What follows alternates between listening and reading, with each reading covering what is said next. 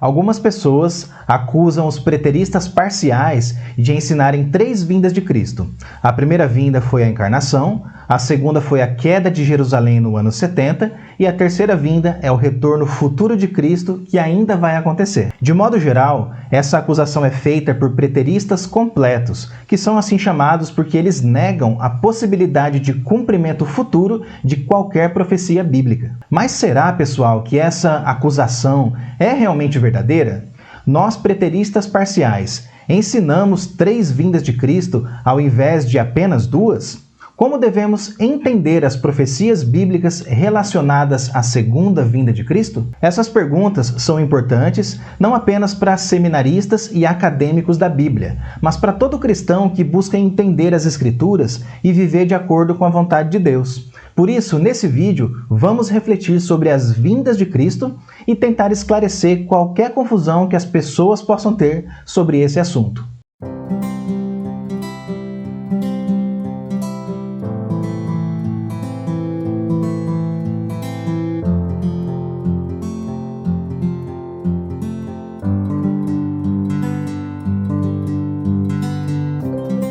Antes de falar sobre as vindas de Cristo, é importante definir o que é o preterismo e quais são as 2 ramificações que existem. O preterismo é uma abordagem hermenêutica que ensina que a maior parte das profecias bíblicas se cumpriu em eventos históricos que ocorreram no primeiro século, como, por exemplo, a destruição de Jerusalém no ano 70. Existem 2 principais correntes do preterismo, o preterismo completo e o preterismo parcial. O preterismo completo ensina que todas as profecias bíblicas já se cumpriram no passado. Não há profecias a serem cumpridas no futuro em relação ao retorno de Cristo, ao julgamento final e à ressurreição dos mortos.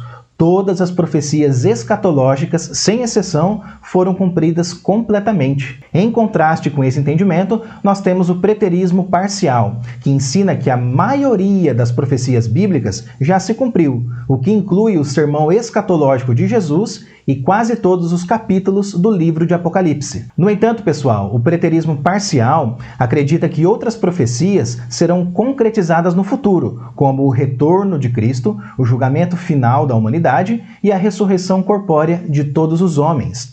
Então, em resumo, para o preterista parcial, nem todas as profecias escatológicas foram cumpridas no passado. Algumas ainda estão por se cumprir. É muito importante que você não confunda o preterismo completo com o preterismo parcial, porque apesar da semelhança que essas abordagens possuem em certos pontos da escatologia, elas diferem em pontos essenciais e fundamentais da fé cristã.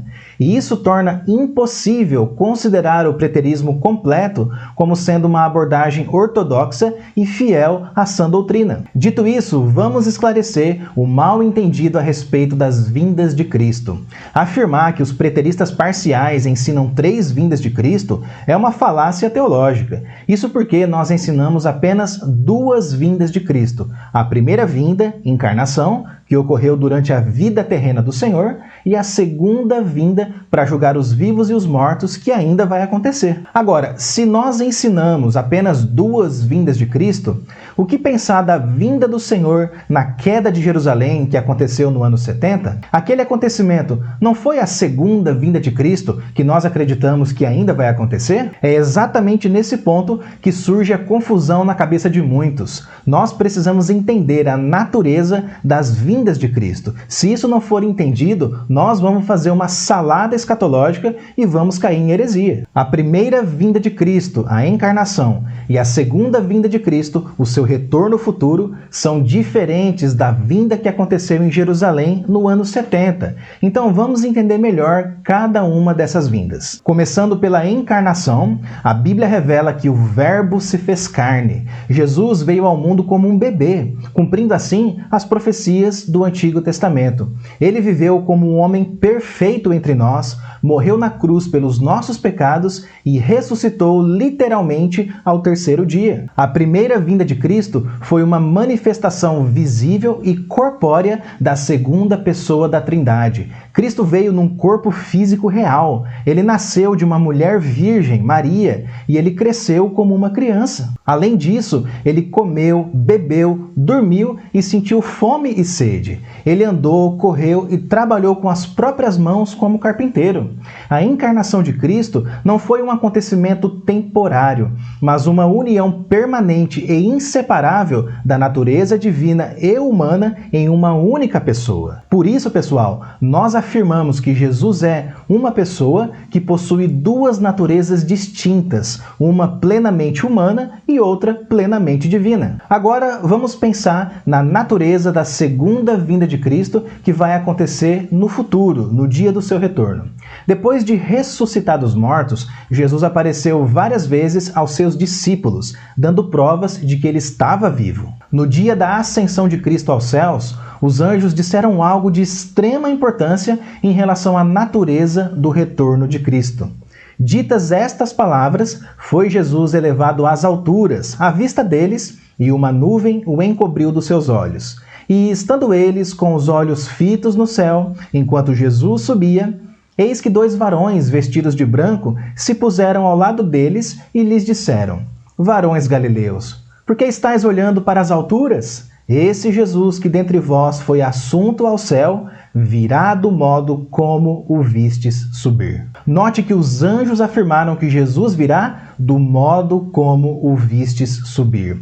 No grego, essa frase, pessoal, pode ser traduzida literalmente como: assim virá Jesus, o qual foi elevado dentre vós para o céu. Isso significa que a segunda vinda de Cristo também será uma vinda visível e corpórea, assim como foi a sua primeira vinda. Uma outra evidência bíblica da segunda vinda corpórea de Cristo se encontra no seguinte texto: Porquanto o Senhor mesmo, dada a sua palavra de ordem, ouvida a voz do arcanjo e ressoada a trombeta de Deus, descerá dos céus, e os mortos em Cristo ressuscitarão primeiro. Essa passagem deixa claro que o próprio Cristo descerá do céu em um evento visível e poderoso. O texto diz: o Senhor mesmo descerá.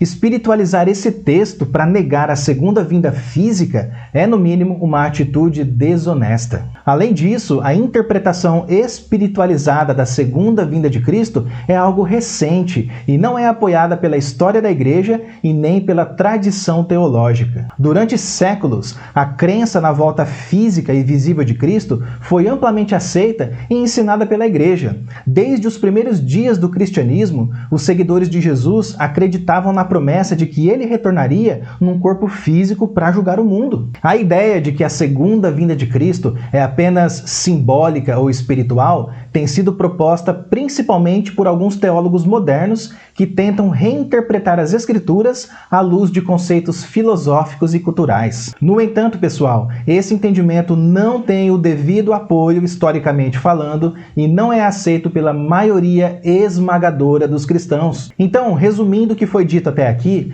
nós aprendemos que a primeira e a segunda vinda de Cristo são vindas físicas e corpóreas. Agora vamos pensar na vinda de Cristo sobre Jerusalém que ocorreu no ano 70 da era cristã. A vinda de Cristo sobre Jerusalém no ano 70 é frequentemente referida como a vinda do Filho do Homem, conforme lemos em Mateus 24, Marcos 13 e Lucas 21. Essa vinda de Cristo foi uma manifestação invisível da sua presença, e há várias razões para a gente afirmar isso. Se essa vinda tivesse sido física, ela teria sido registrada pelos historiadores da época, mas nenhum historiador falou acerca de uma vinda física de Cristo ocorrida no ano 70. Além disso, a descrição de Jesus sobre essa vinda indica que ela seria invisível e não física.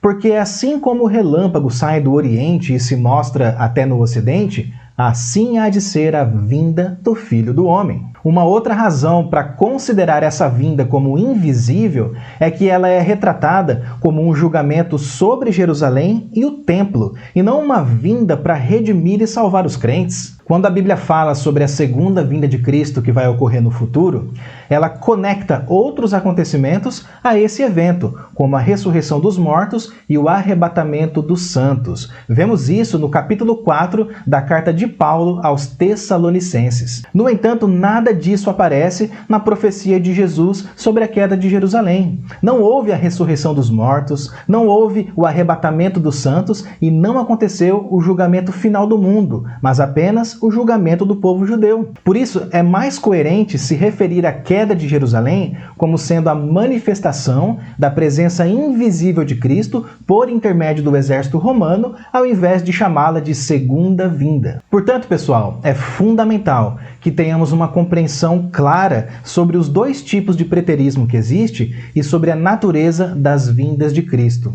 Embora haja várias vindas do Senhor, a Bíblia ensina que só existe duas vindas físicas de Cristo, a sua encarnação e o seu futuro retorno. É importante lembrar que o nosso entendimento sobre as profecias escatológicas deve ser baseado nas Escrituras e guiado pelo Espírito Santo, para não cairmos em heresias ou em confusões teológicas. Que busquemos sempre um conhecimento mais profundo da Palavra de Deus e vivamos de acordo com a vontade do Senhor, aguardando a bendita esperança da manifestação gloriosa de nosso Senhor e Salvador, Jesus Cristo.